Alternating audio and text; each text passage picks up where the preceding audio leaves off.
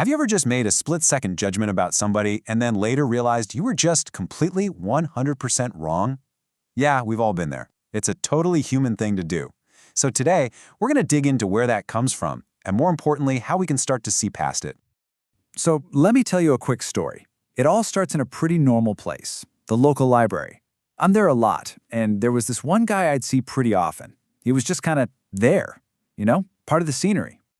And he always looked the same. His clothes were pretty shabby, he had this worn, dirty hat, and he was always carrying his life around in a couple of bags.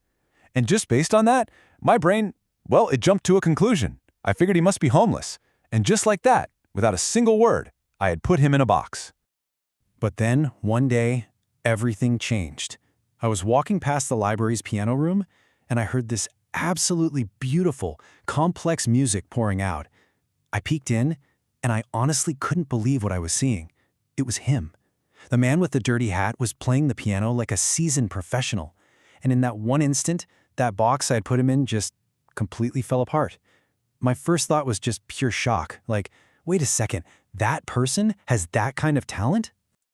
That moment, it really made me stop and think about the prejudice that I was carrying around inside me. Because let's be honest, we all have it.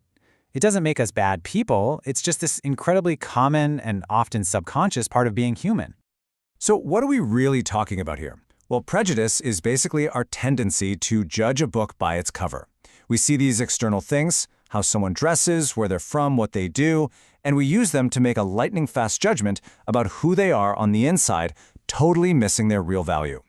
And it doesn't always come from a mean-spirited place. Sometimes it's just based on pure ignorance. I have a friend who's a missionary in South Africa, and he posted a picture of himself in a leather jacket. My immediate thought was, a leather jacket in Africa?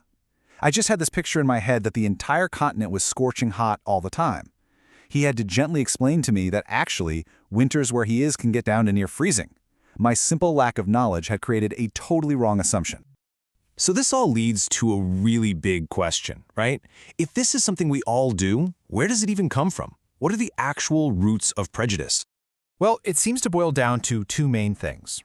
First, there's our sociocultural background, basically the biases we pick up from our family, our culture, and just the world around us. But the second one, that's the one that's way more personal. It's our own self-centeredness. Just think about that little voice in your head when you see someone who's different. It kicks off this whole series of questions, right? You see someone's outfit and you might think, wow, why would you wear that? And it doesn't stop with clothes. It moves right on to ideas. You hear someone's opinion and the voice goes, seriously, how could anyone actually think that way? And then, of course, it goes to their actions. You see someone doing something you wouldn't do, and you immediately question it. Why on earth are they doing that? And here's the kicker. The unspoken standard behind all of those questions, it's always us. It's me. My tastes in clothes, my way of thinking, my way of acting, that becomes the ruler that I use to measure everybody else. And that right there is self-centeredness in action.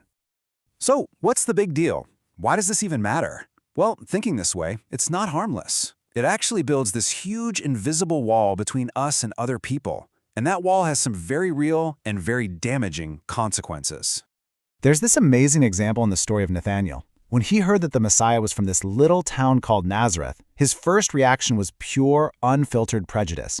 He said, "Nazareth? Can anything good come from there?" He almost missed out on the most important meeting of his life because of a bias against a place on a map. And that's the real danger here.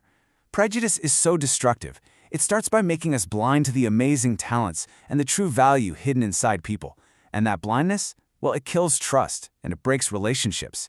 When that happens on a bigger scale, it divides entire communities, it divides nations, and at the end of the day, it's what destroys peace. Okay, so if prejudice is the problem, what's the answer? It's not easy, but it comes down to making a conscious choice to shift how we look at people. We have to learn to see with a different kind of eye, one that looks straight to the core. Let's break it down like this. Our default setting, our human view, is to focus on the outside stuff. Appearance, job titles, labels.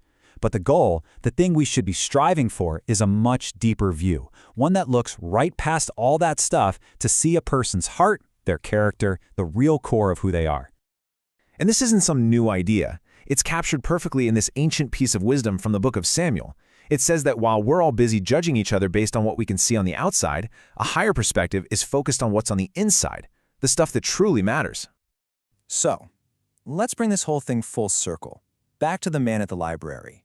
Because after that day at the piano, and with this new way of thinking, everything changed for me. That little voice in my head, it says something completely different now. I don't see him and think, homeless man anymore. Now, when I see him, my first thought is, there's the guy who can play the piano way better than I ever could. In that respect, he's actually superior to me. It's a total shift, from a judgment based on looks to respect based on his incredible actual talent.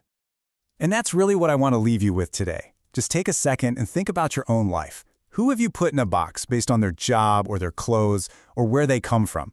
Who is your unexpected pianist just waiting for you to see past the surface and discover the amazing person at the core?